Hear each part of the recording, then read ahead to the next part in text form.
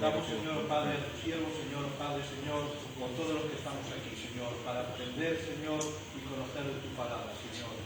Ilumínanos, Señor, alúmbranos, Señor Padre, y utiliza, Señor, a tu siervo. Bendícenos, Señor, hoy, en esta noche, y todo lo que necesitamos, lo dejamos en tus benditas manos. En el nombre de Jesús. Amén.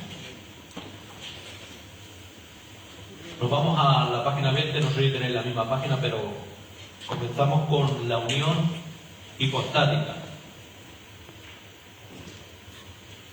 Tener que decir que la palabra hipostasis, esencia, ousía en griego, ¿vale? Y vamos a verlo un poco más, ¿vale?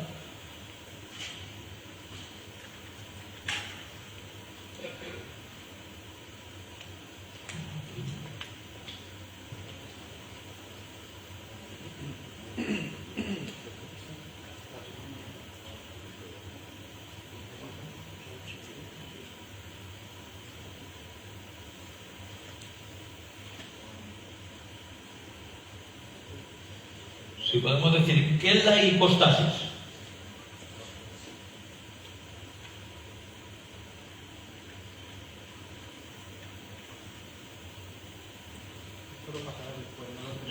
Sí. Luego lo pasaré. Es la realidad personal o subsistencia de alguien o algo. En teología cristiana se refiere a la manera como la sola naturaleza divina existe como personas distintas, Padre, Hijo y Espíritu Santo. Pero la unión hipostática en Jesús, ¿qué es? Tenemos que hablar de dos naturalezas unidas en una sola persona. Así que, aunque parece extraño, si ya es rara la Trinidad, sin decir Dios en tres personas, ahora decir que la segunda persona de la Trinidad, en él hay dos naturalezas. Pero tenemos que decir que hay errores a lo largo de la historia, y por eso en el concilio de Calcedonia del 451, ahí se dijo algo. Se dijo que había dos naturalezas en una sola persona, divino y humano, quitando del medio dos herejías, el nestorianismo y el monofisismo, dos herejías y dos corrientes que había en ese momento.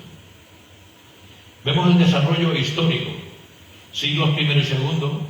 La Iglesia primitiva confiesa la divinidad de Cristo, pero debe defenderla contra herejías que reducían a Jesús a una criatura. En el siglo III, el Tertuliano usa el término persona como sinónimo de hipostasis. En el siglo IV, controversias cristológicas, herejías como el arianismo, que negaban la plena divinidad del Hijo. El Concilio de Nicea del 325 confiesa que el Hijo es consubstancial con el Padre. En el 381 el Concilio de Constantinopla nos dice y aclara la fe en el Espíritu Santo como Señor, dador de vida y procedente del Padre. En el 451 Concilio de Calcedonia define que Cristo existe en dos naturalezas, divina y humana, sin confusión, sin cambio, sin división, sin separación, y en dos hipostasis, la divina y la humana. Hoy, la hipostasis sigue siendo clave para comprender el misterio de Dios y la persona de Cristo. Si vamos a textos, el Antiguo Testamento, en Deuteronomio 6:4, nos dice: el Señor nuestro Dios, el Señor uno es. Pero ahora llama la atención ese uno. ¿Qué palabra se usa para ese uno? Ejad.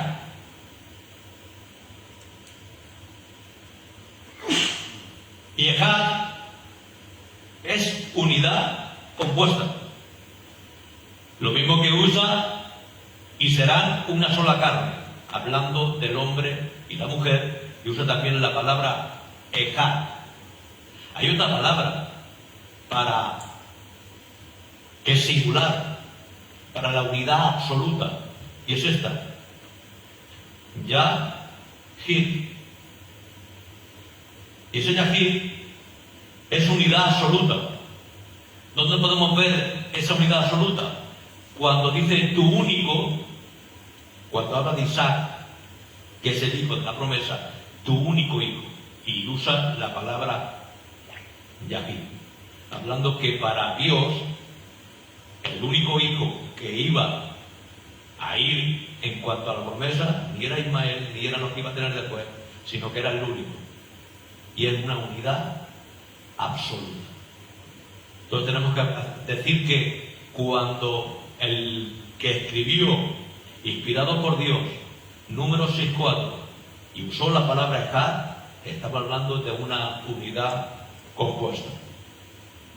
Isaías 46:16 dice: ahora pues el Señor Dios me ha enviado y su Espíritu. ¿A quién había enviado el Señor Dios y su Espíritu? Salmo 110:1. Dijo el Señor a mi Señor: siéntate a mi diestra hasta que ponga sus enemigos en el estrado de tus pies. En el Nuevo Testamento vemos a Juan 1:14, y el Verbo era Dios, y el Verbo se hizo carne. Por tanto, el Logos, el Verbo, ¿quién es? Es Dios. Es la segunda persona de la deidad, pero asumió carne, se hizo carne. Por tanto, ¿son dos personas? No. Una sola persona, divino y humano. Juan 10:30 nos dice: yo y el Padre uno somos. Y vemos también esa unidad compuesta.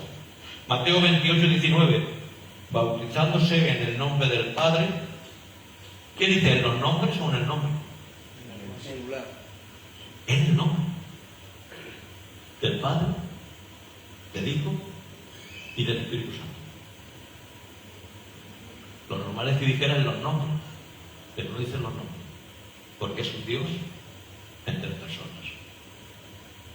Segunda de Corintios 13:14, la gracia del Señor Jesucristo, el amor de Dios y la comunión del Espíritu Santo sea con todos. Analogías limitadas. Una analogía limitada, ¿por qué? Porque ninguna analogía es perfecta. Luz del sol, una naturaleza, tres realidades: luz, calor y resplandor. La analogía no es perfecta, pero bueno, es una comparada. Por eso le llaman analogías limitadas. Profesor, una preguntita. Sí. Bueno, yo que sé, he visto que has hecho algo precioso. Has llegado desde el Deuteronomio 6 hasta, y has pasado por varios textos hasta el Nuevo Testamento y varios textos del Nuevo Testamento. Entonces, has hecho como un desarrollo dando evidencia de la Trinidad. Sí. Entonces, ¿cómo podríamos combatir una expresión, por ejemplo, en contra de la Trinidad, cuando decimos la Trinidad no existe? Esa sería una forma de demostrarlo. Por supuesto. Porque no existe la palabra Trinidad en la Biblia. No existe la palabra, existe el concepto. Así como hay un concepto que lo tenemos en nuestras manos, cuando lo cogemos y lo leemos, que son 66 libros. Pero ese concepto tiene un nombre.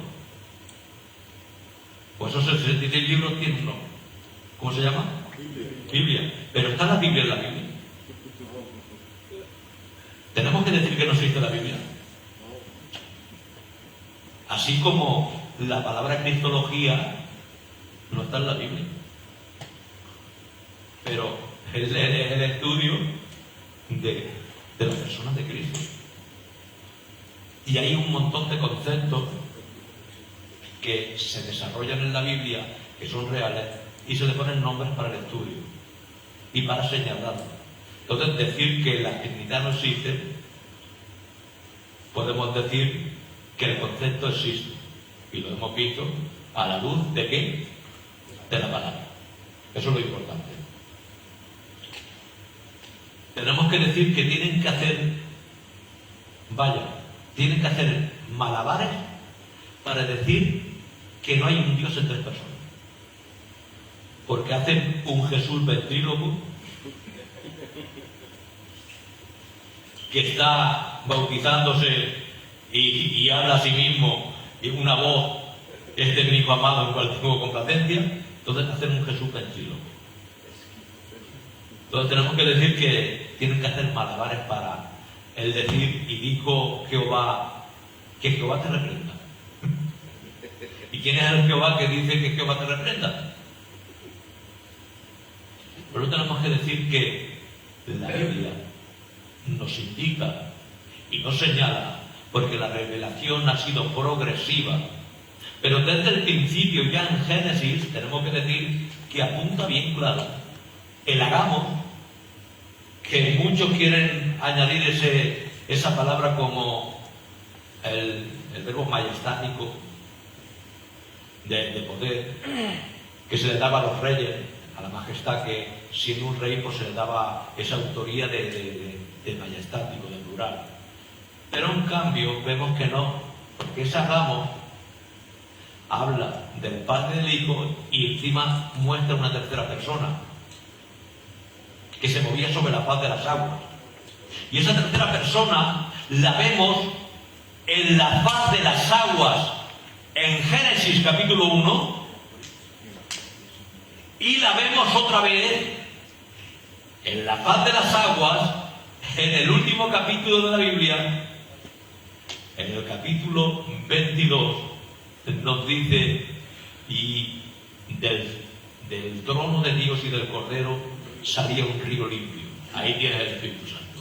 A su vereda, el árbol de la vida.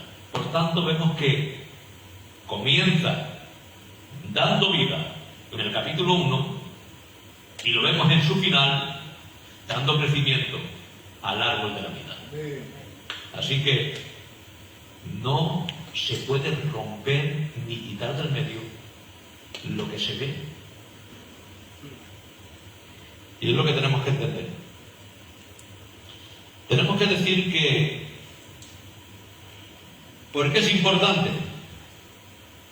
Tenemos que decir una sola naturaleza divina, esencia, ser, Dios, y vemos tres hipostasis, tres personas. Padre no es el Hijo ni el Espíritu Santo. Hijo no es el Padre ni el Espíritu Santo. Espíritu Santo no es el Padre ni el Hijo. Un solo Dios, una unidad en esencia y distinción entre personas. ¿Por qué es importante? Protege la unidad de Dios. Un solo ser divino afirma distinción personal. Padre, Hijo y Espíritu Santo no son el mismo. Fundamenta la fe trinitaria cristiana.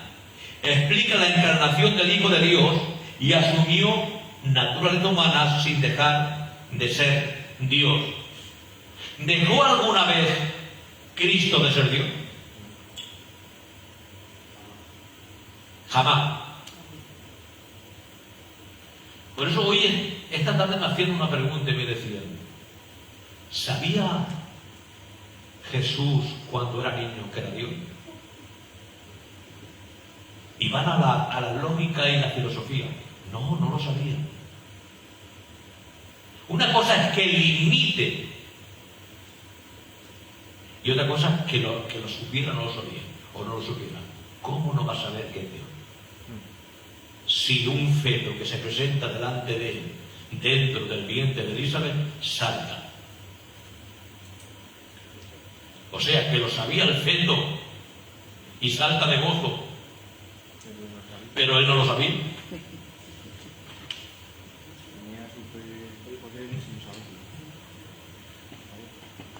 vemos que cuando tiene 12 años, él dice algo: en los negocios de mi padre me es necesario estar. ¿En qué punto está en ese momento Jesús? ¿Es tecnón, paidión? ¿Es tecnón? Hasta los 13 años no era hijo de la ley, que era cuando hacía el bar mitzvah. Pues siendo tecnón ya decía: en los asuntos o en los negocios de mi padre me es necesario estar. No tenemos Biblia, por tanto tenemos los textos que tenemos, no tenemos más. Pero tenemos que ver un caso. Cuando vienen los magos de Oriente y lo vienen a adorar y a traerle regalos, ¿cómo nos lo ha pintado siempre la Iglesia Católica? O la tele. Un bebé, ¿verdad? ¿Y si te digo que ya tenía 2 o 3 años? Tenía aproximadamente 2 años. O sea, que cuando vinieron, él ya hablaba. Y estaba. Y dice que estaba Jesús con su madre en la casa, no en la posada. No metido en el establo de fuera, no. Ni en el pesebre, no. Estaba con su casa, en la casa con su madre. Y dice que inquirió el tiempo por cuánto a quién tenía que matar y qué era. Y dice que mandó matar a los niños conforme al tiempo que inquirió desde la aparición de la estrella. ¿Y cuándo fue? 2 años.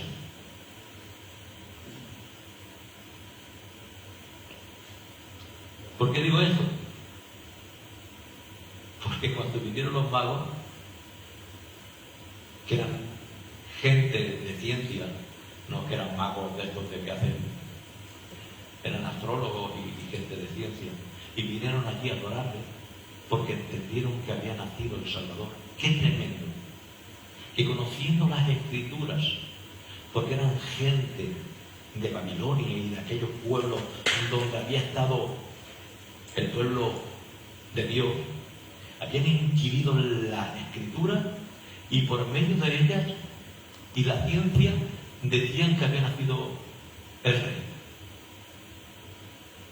Y ellos no lo entendieron. Los judíos no lo entendieron. Increíble, ¿verdad? Hay una profecía, no he dicho si no recuerdo mal. Estrella de Refidim. Pues la estrella la estrella, sí, la estrella de Judá. Y tenemos que ver que esa estrella, eso en la profecía 3, Balaam. Balaam en Números habla la profecía de que Estrella de Jacob. veo desde lejos el rey que sale, dice estrella de Jacob.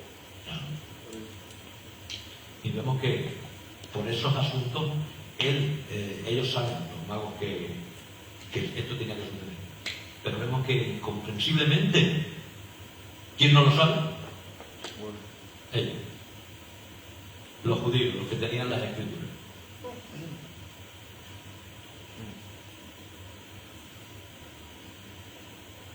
El Concilio de Calcedonia, la formulación clásica. Confesamos pues que nuestro Señor Jesucristo, esto estamos hablando del 451 después de Cristo. Confesamos pues que nuestro Señor Jesucristo, el mismo Hijo, es perfecto en divinidad y perfecto en la humanidad, verdadero Dios y verdadero hombre, de alma racional y cuerpo consustancial con el Padre, según la divinidad, consustancial con nosotros, según la humanidad, semejante a nosotros en todo, excepto en pecado. Engendrado del Padre, según la divinidad, antes de todos los siglos, por nosotros para nuestra salvación, nacido de María, según la humanidad. Vemos que el Verbo se hizo carne. Vemos que hablamos de un Dios divino humano, una persona divino humana, no un humano divinizado como dice Israel, no, porque el sujeto de atribución, ¿quién es? El Hijo, el Verbo, desde siempre. ¿Qué errores podemos encontrar? Y hubieron en la historia, y sigue habiendo. El sabialismo confunde las personas como modos de una sola persona. El arianismo niega que el Hijo sea plenamente Dios. El nestorianismo divide a Cristo en dos personas. El monofisismo confunde las naturalezas de Cristo en una sola. Uno dice que solo hay una naturaleza, el otro dice que hay dos personas. O sea que las dos naturalezas las mezclan, ¿no? Sí, dice que solo hay una. Que en Cristo, la naturaleza de Cristo es una sola. El sabelismo es el modalismo, ¿no? No, a ver, tiene que ver también con ello, pero confunde las personas como modo de esta persona. El otro son manifestaciones, lo que dices tú, el modalismo. Son cosas parecidas, ¿eh? Sí, muy parecidas. Muy parecidas. Con unos rasgos a lo mejor que diferencian un poco, pero Francisco La Cueva, que quiero recordarme, dice que las tres personas de Dios no es una unidad colectiva, sino esencial.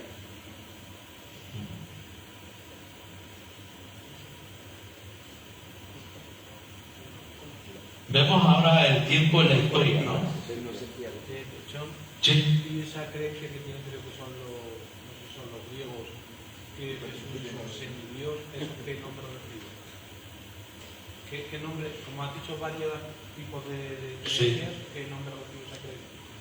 Un semidios, pues, por ejemplo, el arianismo. ¿Por qué? Porque dicen, por ejemplo, que Jesús no es Dios, que es creado.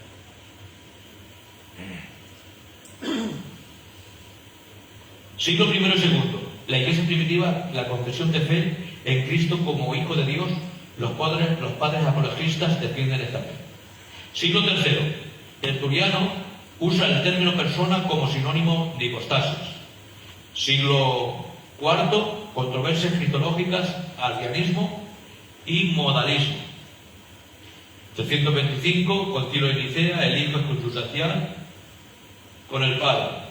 El 381, Concilio de Constantinopla, confirma la divinidad del Espíritu Santo.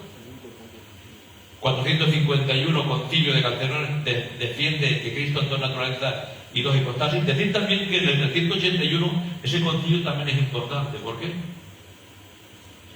Porque el Padre y el Hijo se tiene como Dios, pero no tiene nada para el Espíritu Santo. Y vemos que es fuerte. ¿Por qué? Porque no aparecen textos donde haya adoración al Espíritu.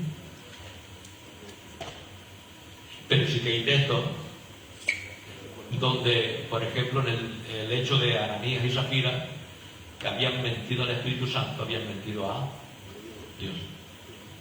Entonces vemos que tuvo que haber ese concilio para decir y enseñar que tenía que ser adorado igual al Padre, igual al Hijo. Me gustó mucho el libro de José Daniel en ese tema.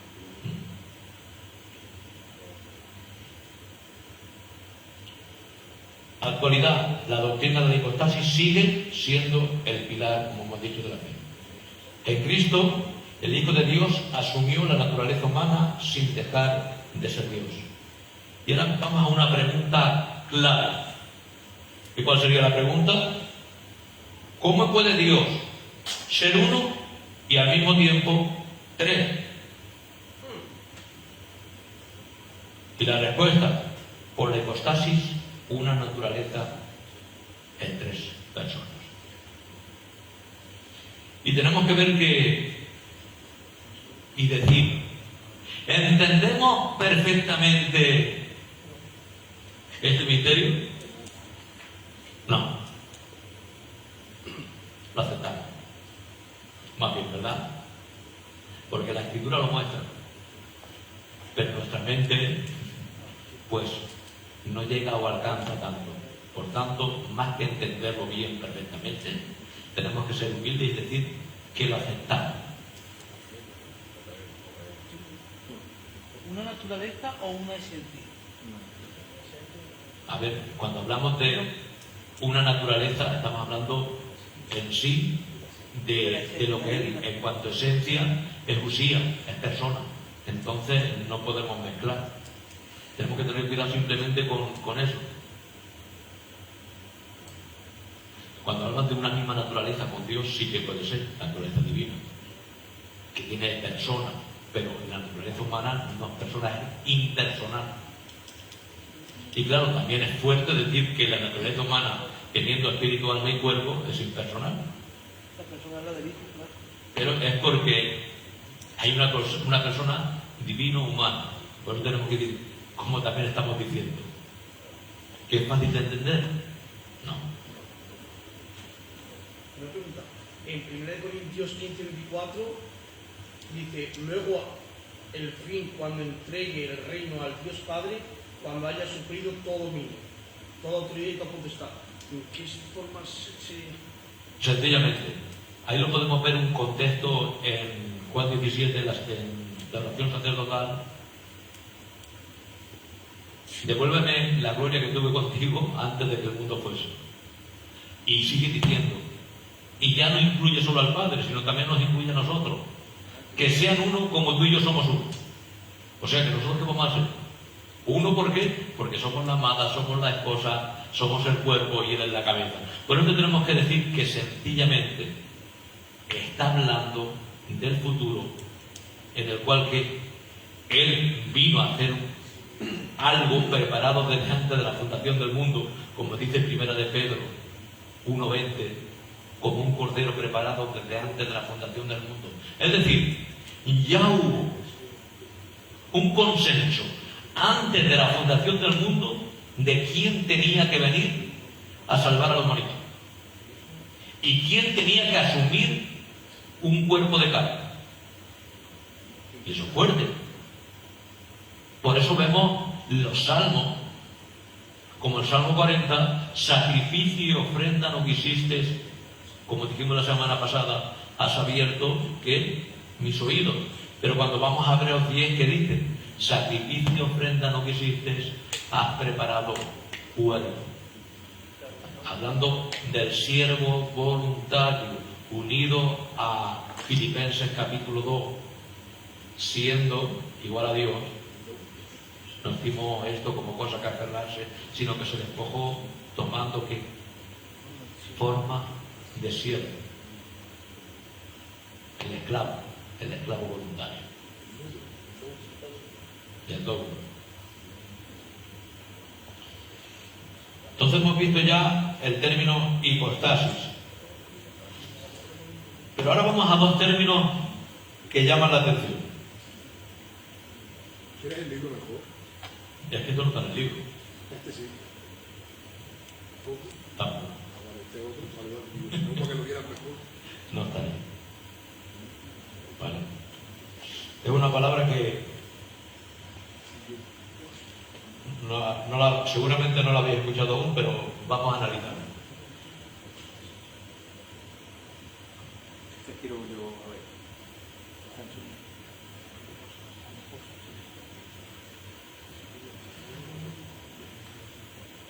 Anipostasis.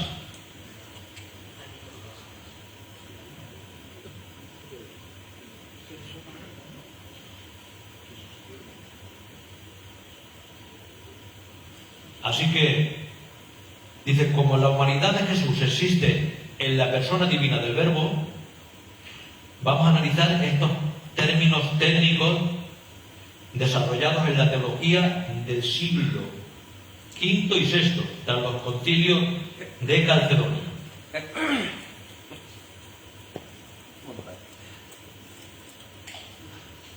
Contexto histórico. Los primeros siglos enfrentaron errores que negaban la plena divinidad y la plena humanidad de Cristo.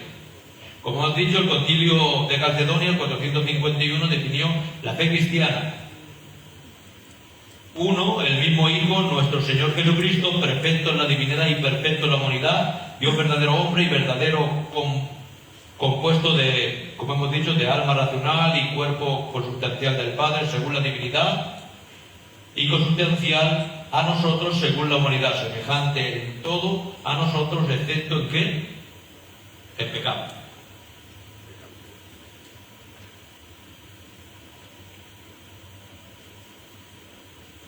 Vemos ahora, la unión hipostática no es mezcla. Vamos a ponerla aquí. Vamos a hacer estos dos círculos.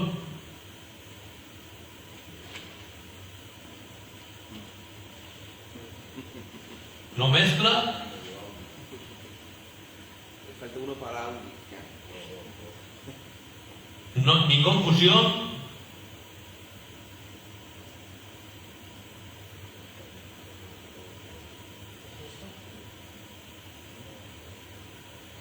Ni división.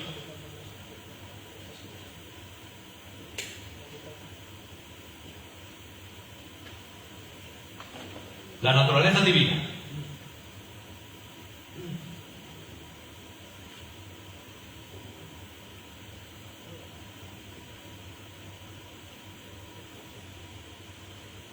Eterna, increada, omnipotente,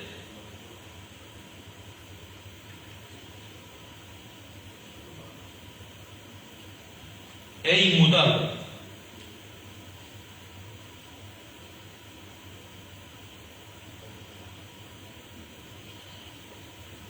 Una sola persona,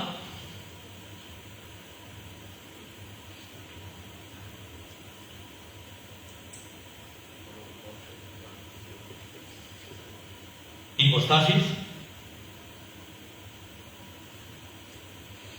que eso es lo que quiere decir, una sola persona, hipostasis, el verbo, Hijo de Dios.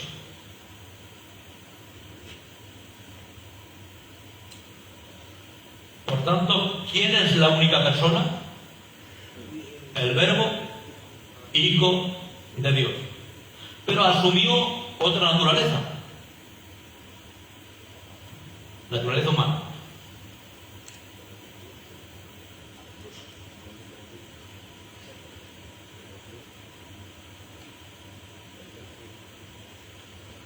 Temporal, como dice Gálatas 4, cuando vino el cumplimiento del tiempo, creada, limitada,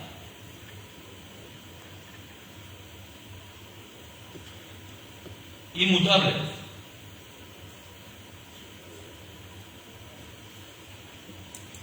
Pero llama la atención que dice, en él habitaba corporalmente la plenitud de la deidad. ¿Cómo es posible? Porque en él solo había una persona, divino, humano. Una sola persona, divino, humano. Una, no dos, una persona.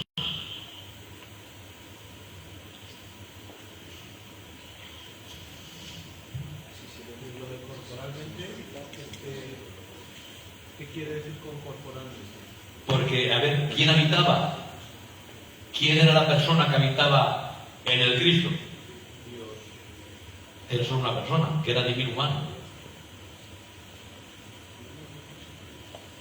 Habita corporalmente.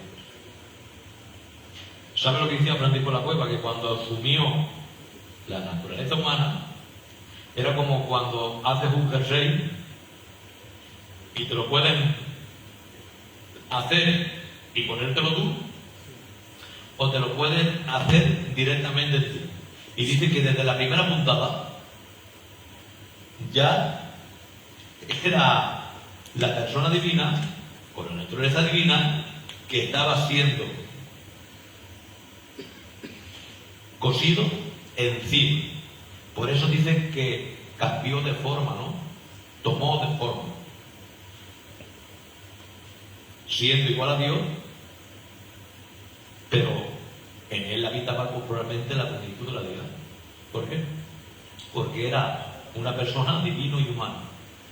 Ya digo que es fácil de entender, ¿no? En el capítulo 2 de Filipenses, si no quiero recordar mal, si no, pues te lo puede, creo que la palabra forma tiene otro. La palabra forma en griego es morfe.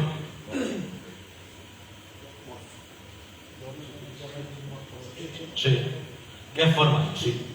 Morfe es forma. Claro, es forma. Que está hablando de lo exterior. Hombre, claro. Cambió de forma. ¿Vale? Pero no de lo que era. Yo siempre pongo el ejemplo, no sé si os acordáis, de alguien, ¿verdad? De un personaje de Superman.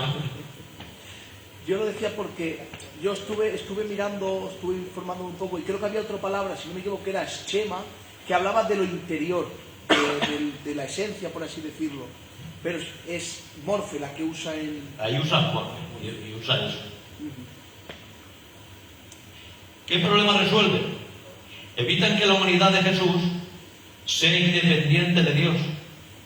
Y eso es el adopcionismo o nestorianismo. Evitan que la divinidad absorba y se confunda con la humanidad, que es el monofisismo y el eutiquismo, que es de lo que hemos estado hablando antes, que es el monofisismo y el modalismo. Aseguran que hay dos naturalezas completas y reales en una persona divina. Dos naturalezas completas y reales. Por eso cuando decimos Jesús tenía alma, sí. ¿Tenía espíritu humano? Sí. ¿Tenía cuerpo humano? Sí. Pero qué fuerte, no era una persona, era impersonal. Una naturaleza impersonal.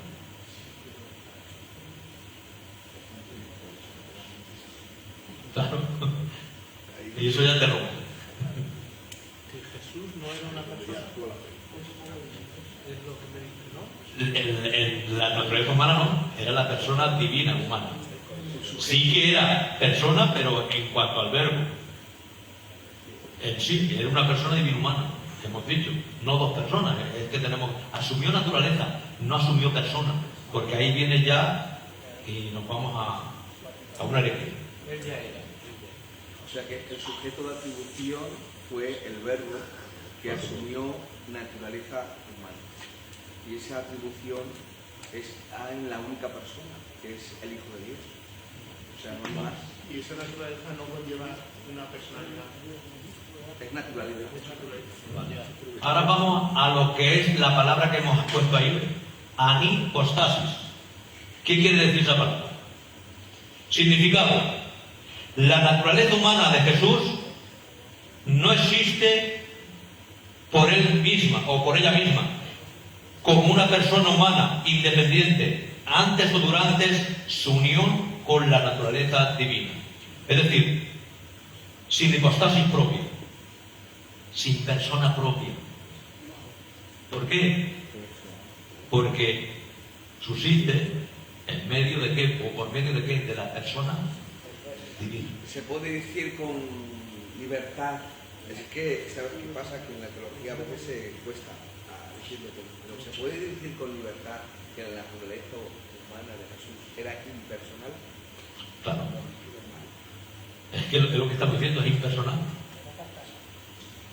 La divina no. La divina no, la divina es personal. Porque se creó a él mismo una naturaleza humana. Asumió.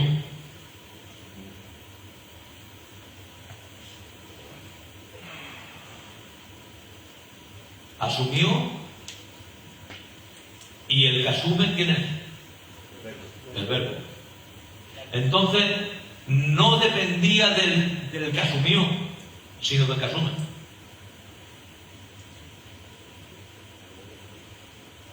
Por eso tenemos que decir que si el que asume no muere en la cruz, el asumido no podía salvarlo. Y si el que asume no toma lo asumido, no puede salvarlo. ¿Por qué? Porque tenía que ser Dios para poder salvarnos y tenía que ser hombre para poder darse por nosotros. Y es lo que pide en el libro más antiguo de la Biblia, Job. Hablando con Dios, dice: ¿quién pusiera árbitro entre tú y yo? Que fuera como tú y como yo. Entonces sí, entonces podríamos hablar. Hablando del mediador entre Dios y los hombres, Jesucristo, hombre.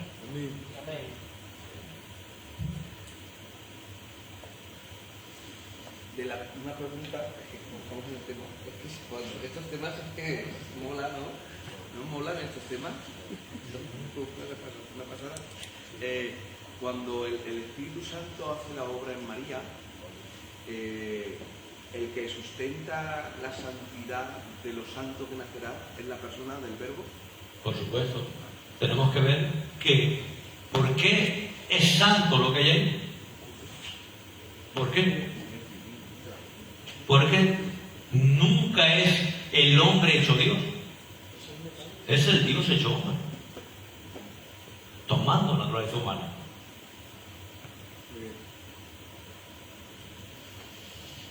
Idea clara: la humanidad de Jesús no tiene su propio yo o hipostasis personal humana independiente.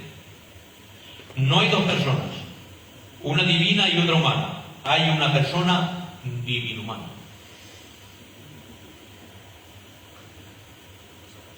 Y eso es extraño, ¿verdad? ¿Qué evita? Evita el adopcionismo y el nestorianismo. Cristo no es un hombre adoptando, ni son dos personas unidas moralmente. Tenemos que ver el resumen de la anipostasis. La humanidad de Jesús no existe por sí misma. Y vemos ahora otra palabra. Si hemos dicho anipostasis, hay otra palabra que llama la atención, que es enipostasis.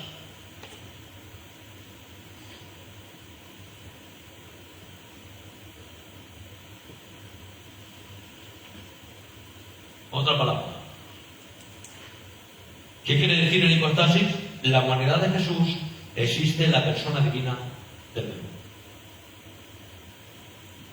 Así que la humanidad de Jesús, ¿dónde existe? Entonces, En la persona. el prefijo de él es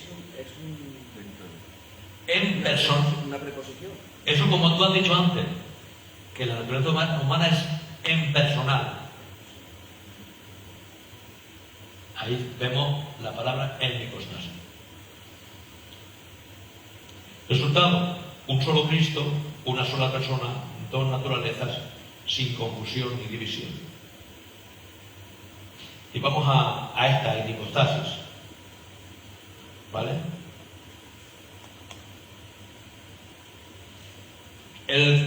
¿Qué problema resuelve? Evitan que la humanidad de Jesús sea independiente de Dios, como hemos dicho. Aseguran que hay dos naturalezas completas y reales en una sola persona divina-humana. Y ahora, en la enipostasis, ¿qué vemos en esta enipostasis? La naturaleza humana de Jesús existe en hipostasías o hipostasis o personas del Verbo Divino.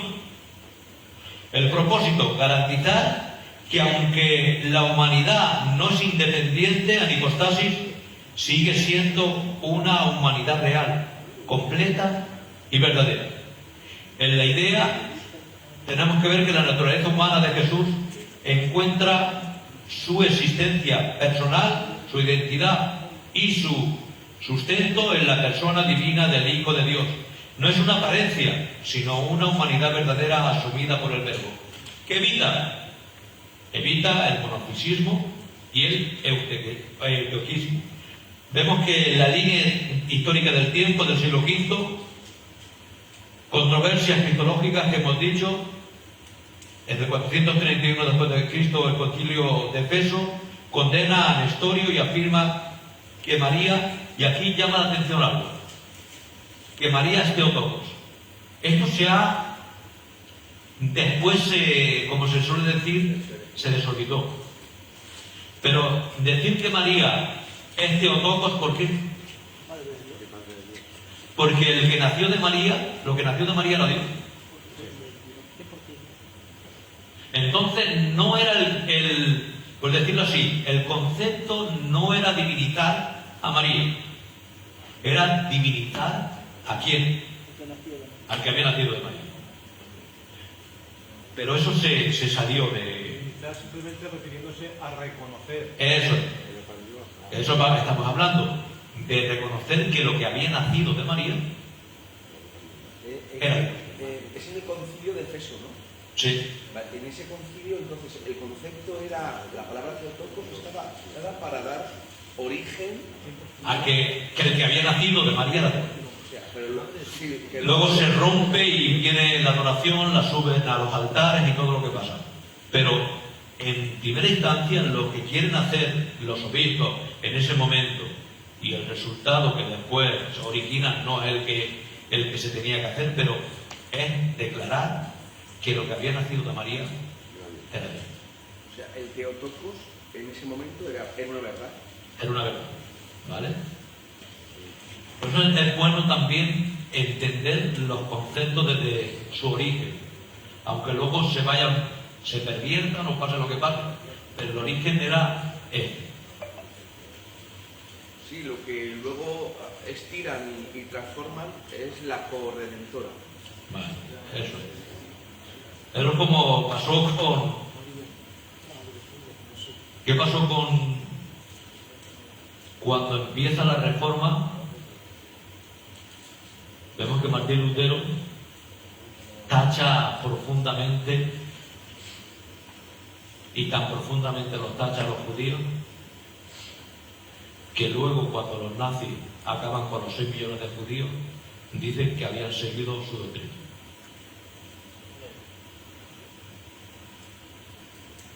O sea, que lo llevan al límite, al fin, y lo que empieza por eso tenemos que tener cuidado a veces con lo que se hace, porque algo que se puede hacer, porque estaba hablando contra los judíos, porque no amaban a Jesús y decían que no era Dios, pero llega a odiarlo.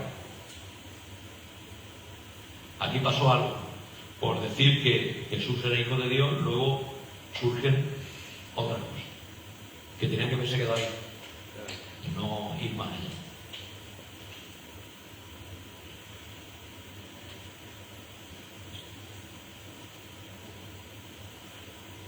Y vamos un poco, ya hemos estado estudiando un poco de esto, y vamos al libro. Estos conceptos y estas palabras, pues me ha llamado la atención y digo, pues vamos a estudiarlos un poco, porque os digo algo también, no creáis que yo lo sé todo, tengo que aprender para poder enseñar, ¿vale? Tenemos que ser humildes y decir, yo esto tal y cual, yo lo sé de maravilla y tal, no, somos alumnos perpetuos. Y aquí el único que sabe es Dios. Nosotros no somos ninguno nada. Aquí yo soy uno más como vosotros, que nos juntamos aquí para aprender todo. Porque para enseñaros tengo que aprender un poco antes, pero lo mismo que vosotros, es decir, estamos aprendiendo a la vez. Digo, aunque eso de alguna manera, bueno, sí, si actúan demonios sí pueden llegar a creer eso que han dicho los nazis, pueden llegar a creer eso que estaban haciendo. Sí. Pero de esta manera los nazis no se declaraban como religiosos, ¿no? Por lo menos en aquel tiempo. Sí. Es más, lo que llevan, la cruz nazi que llevan, es la cruz que tenía el santo de la iglesia de su pueblo, Hitler. Los dos padres santos. Así que mira, sí. ¿Qué se definía como La esvástica esta que tiene ahí, la tenía... Pero bueno, vamos a ese tema, no vale la pena. ¿Ellos se identificaban como católicos? Más bien como protestantes. Así que vamos a dejarlo estar, que no vale la pena.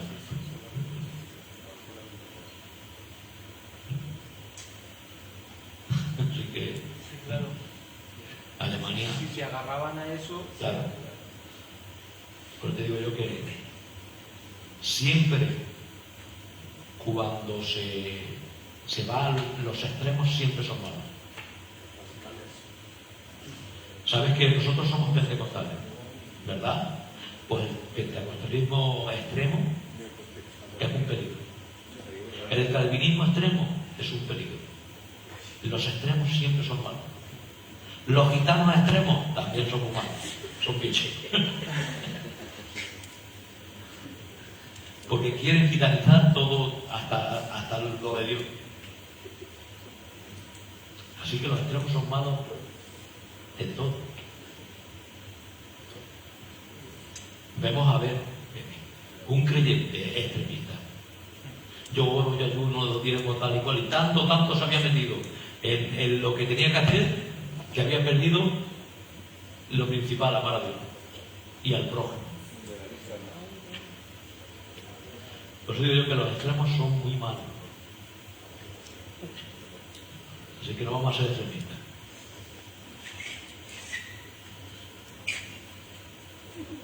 ¿Qué hora tenemos? ¿Qué hora es? 24. Pues 25, las 11:25. 11:25. Entonces, vamos a cortar ya y si tenéis alguna pregunta, o bueno, decir alguna pregunta y así ya enseguida acabamos, porque tampoco queremos que luego nos digan que... Así que seguiremos la semana que viene. Pero si tenéis alguna pregunta, ahora es el momento. Adelante. ¿Qué tan necesario es entender la Trinidad para la salvación? Muy importante. Si no crees en la Trinidad, sencillamente no hay salvación. ¿Por qué? Porque ¿quién viene a morir por nosotros? ¿Y quién es? Dios. Dios, ¿pero qué? El Hijo. ¿Vale? ¿Quién lo envía? ¿Por quién estamos ahora siendo capacitados y formados para ir al cielo? Pues como no quedamos en la Trinidad, lo tenemos mal. ¿Y si no la entiendes? Si no la entiendes, es señal de que no te has convertido. ¿Por qué? Porque sin una Trinidad no puede haber salvación. ¿Por qué? Porque ya desde el inicio, como hemos empezado diciendo, el rol del Dios en tres personas hace algo. Pone en acuerdo que el Hijo tiene que venir a morir por la humanidad, para salvarla.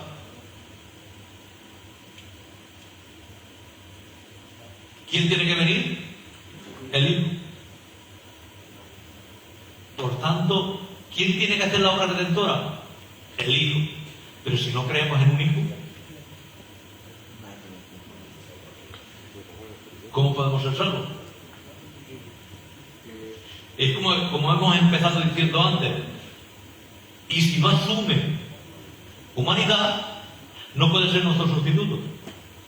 Porque un Dios impasible no puede padecer.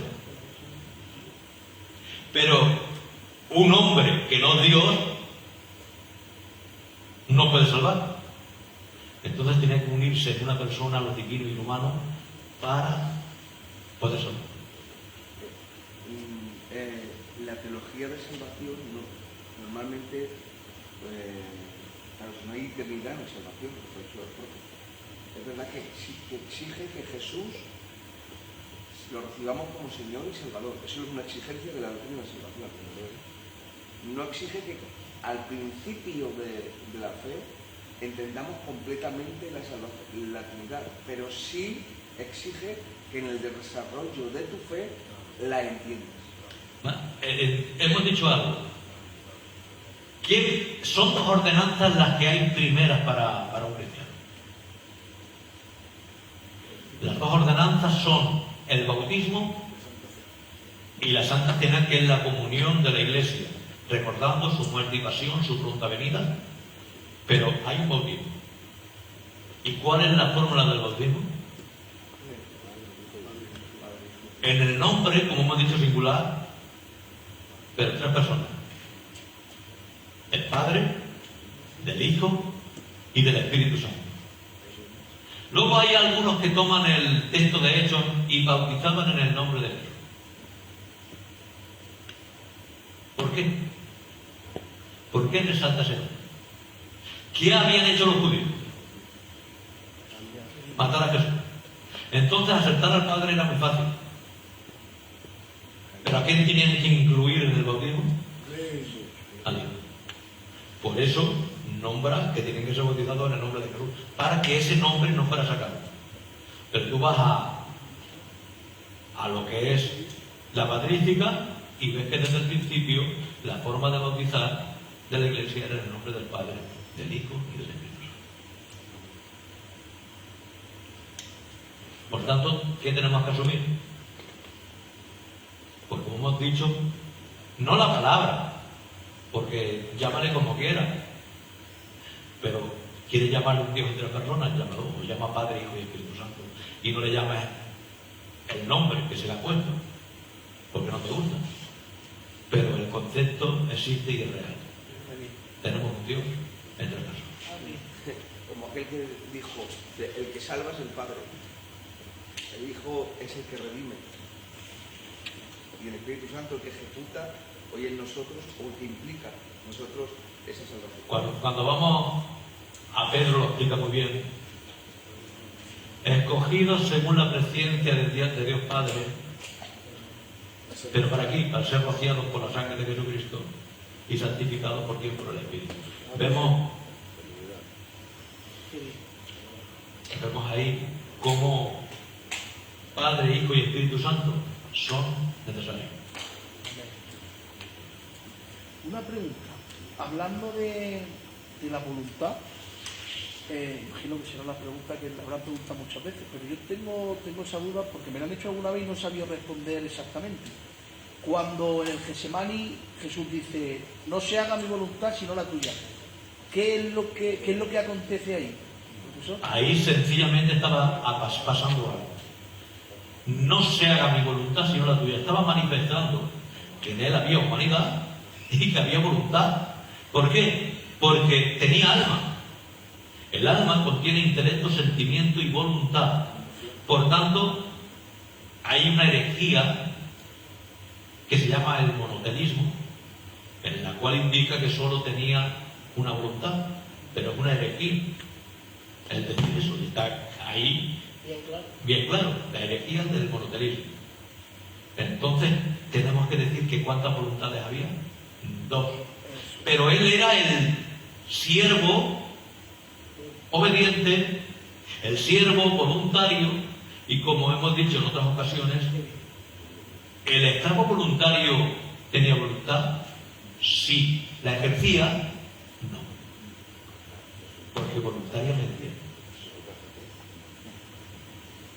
lo había hecho.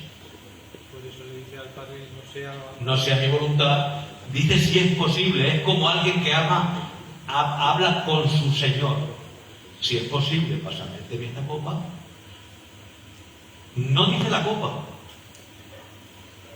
ni la muerte. Esta. Como si pueda haber un cambio, pueda haber una forma diferente, pero no sea mi voluntad, sino la tuya.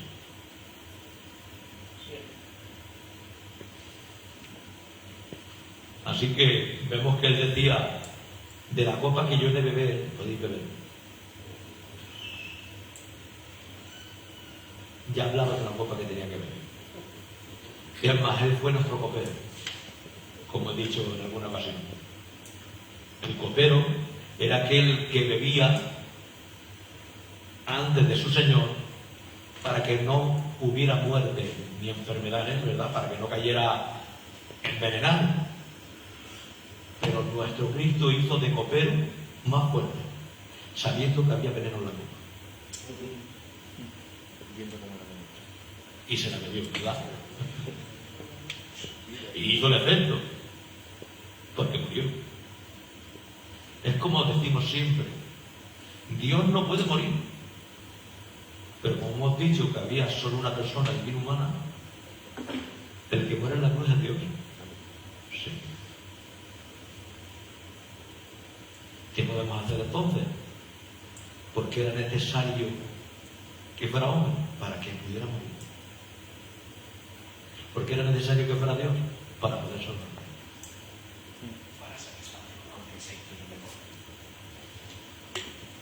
Como dice que por Adán vino el pecado de todos, dice por Jesucristo vino la salvación de todos, ¿no? Pues, terminamos ya. Hay una oración, una petición. Sí, Hay una niñica que mañana la operan del tornado. pues oramos por ella. Baja la oración tú, Isaac, mismo. Ponemos todos en comunión y oramos por esta niña. Señor, te damos gracias por estos momentos que tú nos brindas, por estar delante de tu presencia, aprendiendo de tu palabra, escuchando a tu siervo. Gracias por él. Capacítalo cada día para beneficio de tu pueblo, por favor. Te queremos poner, Señor, en tus manos esta petición para que tomes esta criatura y tú seas el que intervenga, Señor, el que tomes las manos de los médicos y que todo lo que se tenga que hacer mañana en el hospital, que sea todo dirigido por ti, Señor, Sí, mi Dios. y que por favor te lo rogamos, que tú seas el director de todas las cosas, Señor. Gracias porque sabemos que tú lo vas a hacer y gracias porque tú acompañas a esta criatura en el nombre de Jesús. Amén. Vamos a dar gracias y nuestro hermano Domingo de la Gracia. Gracias, Espíritu Santo, te damos, Señor, por esta clase, por nuestro Maestro, Padre mío, para que tú lo sigas iluminando con este poder, Dios, que tú has depositado en él, para que nos siga, Señor, demostrando el aprendizaje y, como bien ha dicho, Señor, que sigamos siendo esos alumnos perpetuos para aprender y crecer tanto en sabiduría como en conocimiento, no tan solo humanos, Señor, sino aquel que desciende de lo alto para edificarnos los unos a los otros, Jesús. Gracias, en el nombre de Jesús. Amén.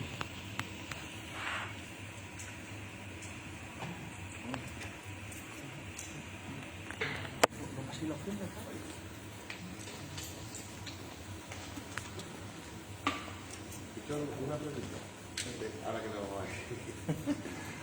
Si uno bautizado en la iglesia de los jesuitas, si viene a nuestra orden